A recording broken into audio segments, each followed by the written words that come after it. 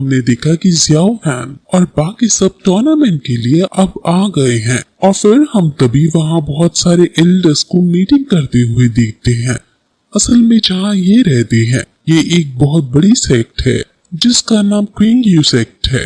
Elders blood refining hall की बातें करते हैं जहाँ हमें पता चलता है कि ब्लड रिफाइनिंग हॉल एकदम बर्बाद हो चुका है, उसकी स्ट्रेंथ भी बहुत कम हो चुकी है।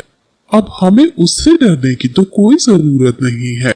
बिग बैंग को पीक का एल्डर कैंग सॉन्ग से कहता है कि आपका डेविल स्कूल का ओपिनियन जो है, क्या आप श्योर हो उस बारे में? ये सभी एल्डर्स यहाँ अपने स्टूडेंट्स की और अच्छे से हाई लेवल कैसे ट्रेनिंग कराई जाए उसके बारे में डिस्कस कर रहे हैं। जहाँ अब मेन हेड बोलते हैं कि डेमन से छुटकारा पाने के लिए मैं उत्तरदायित्व रखता हूँ। हमें फैंसियांग वैली और तियानयन टेम्पल को एक साथ मिलाना होगा। उनसे उनके डिसाइपल्स मांगने होंगे ताकि वो हमारी हेल्प कर सके।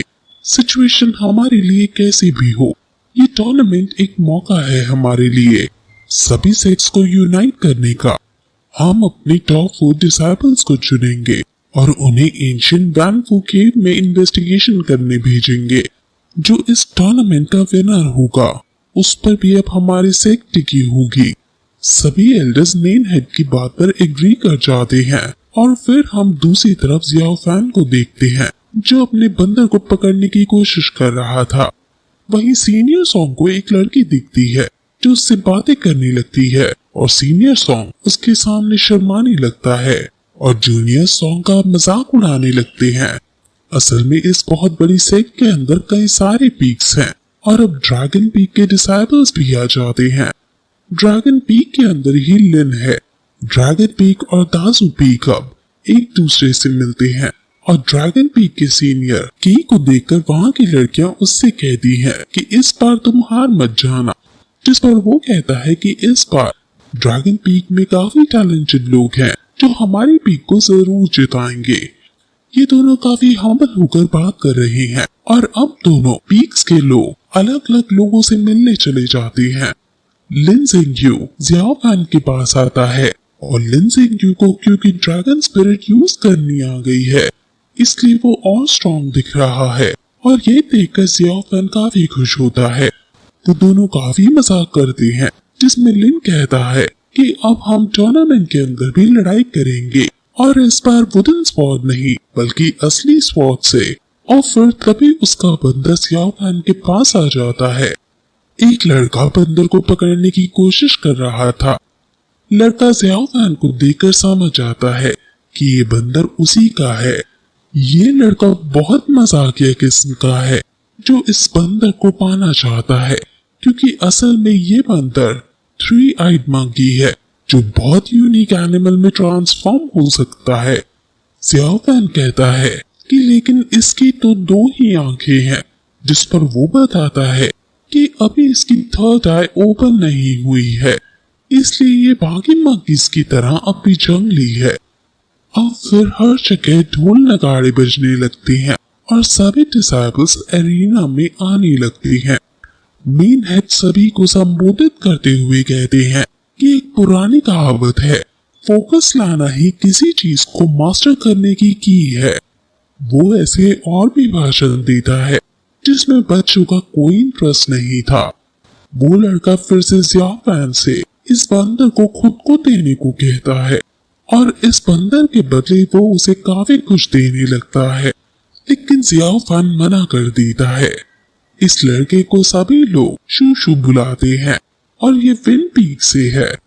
अब फिर सैक्रिफाइसल स्वॉर्ड सेरेमनी स्टार्ट हो जाती है, लेकिन तभी हम उसकी मैजिकल स्टिक को देखते हैं जो अचानक एक्टिवेट हो जाती है और पानी के अंदर से वो बड़ा सा मॉन्स्टर फिर से बाहर निकल कर आ जाता है।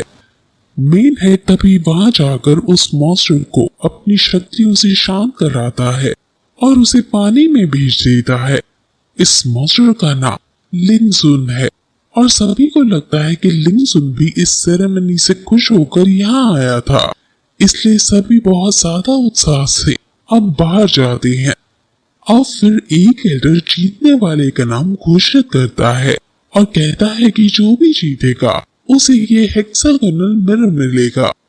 शूशू बताता है कि ये मिरर असल में एक आर्टिफैक्ट है जो कई सदियों से चला आ रहा है। और फिर एल्डर बताता है कि मैं सभी को नंबर्स दूंगा और जिसको जो नंबर मिलेगा उसको उस हिसाब से लड़ना होगा। 1 नंबर वाला 64 नंबर वाले से लड़ेगा, 2 नंबर वाला 63 नंबर वाले से, और ऐसे ही लड़ाई अब यहाँ होगी। और फिर वो कई सारी बॉक्स नीचे फेंक देता है जिसके अंदर नंबर्स लिखे थे। डिसाइपल्स रैंडमली बॉल्स को उठाने लगते हैं और सिर्फ लास्ट में एक बॉल बचती है जिसे ज़ियाओ फैन उठा लेता है। अब नंबर 1 और नंबर 64 को लड़ने के लिए बुलाया जाता है। अब नंबर 1 को बुलाया जाता है और नंबर 1 और किसी का नहीं बल्कि ज़ियाओ फैन का ही होता है। अब नंबर 64 को बुलाया जाता है लेकिन नंबर 64 किसी ने नहीं चुना था, इसलिए ज़ियाओ फैन को बिना लड़े ही राउंड 2 के लिए प्रमोट कर दिया जाता है। अब नंबर 2 और नंबर 63 को बुलाया जाता है और उनके बीच काफी आइकॉनिक लेवल की फाइट होती है।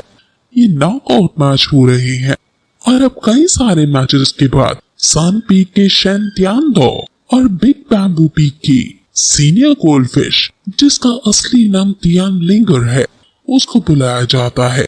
शेन तियानदो बहुत ज्यादा शक्तिशाली है और इसने पिछले मैचेस में एक साथ 2 मास्टर्स को एक साथ हरा दिया था, इसलिए सॉन्ग गोल्डफिश को सावधान करता है। लेकिन गोल्डफिश बहुत कॉन्फिडेंटली आगे बढ़ जाती है और अब दोनों के बीच फाइट शुरू होती है। तियानदो अपनी पावर्स का इस्तेमाल करके उस पर बहुत सारे पत्थर मारता है और वो उससे बचने की कोशिश करती है, लेकिन काफी मेहनत के बाद भी वो पूरी तरह से ओवरकम नहीं कर पा रही होती क्योंकि तियानदो बहुत ज्यादा एक्सपीरियंस्ड है। ये देखकर कि गोल्डफिश हार रही है, ज़ियाओ फैन को बुरा लगता है और वो वहाँ शूशू भी उसे तंग करने को आ जाता है। गोल्डफिश काफी मेहनत करने के बाद भी हार रही थी और जब तियानदो गोल्डफिश को पूरी तरह से पत्थरों में बांध देता है तो अचानक ज़ियाओ फैन का मैजिकल स्टोन फिर से एक्टिवेट हो जाता है और एक मिस्टीरियस इनविजिबल शक्ति गोल्डफिश के आसपास आ जाती है और वो पत्थर अपने आप टूट जाते हैं और गोल्डफिश तुरंत तियानदो पर हमला कर देती है और उसके साथ साथ वो मिस्टीरियस इनविजिबल पावर भी तियानदो पर हमला कर रही है। इसलिए तियानदो गोल्डफिश से ज्यादा ताकतवर होने के बावजूद भी उससे हारने लगता है। अब गोल्डफिश उसको अपने अटैक से बांधने की कोशिश करने लगती है। वहीं शूशू ज़ियाओ फैन को एक पियरलेस ऑफेंस नाम की एक बुक देता है। ज़ियाओ फैन कहता है कि वो इतनी वैल्यूएबल बुक नहीं एक्सेप्ट कर सकता, लेकिन फिर भी शूशू बंदर लेने के लिए उसे ये बुक जबरदस्ती देने लगता है और ज़ियाओ फैन उस बुक को खोलकर देखता है तो उसके अंदर कई सारे एडल्ट इमेजेस थे जिसे वो शर्माकर बंद कर देता है। और अब गोल्डफिश जीत चुकी है और वो ज़ियाओ फैन के पास आती है। ज़ियाओ फैन वो बुक उससे छुपाने की कोशिश करता है और बहुत वियर्ड सा बिहेव करने लगता है और फिर तभी वहाँ ल्यू ज़ूज़ी आती है और सभी उसकी सुंदरता को देखकर हैरान हो जाते हैं। और अब फिर इसी के साथ ये एपिसोड यहीं खत्म हो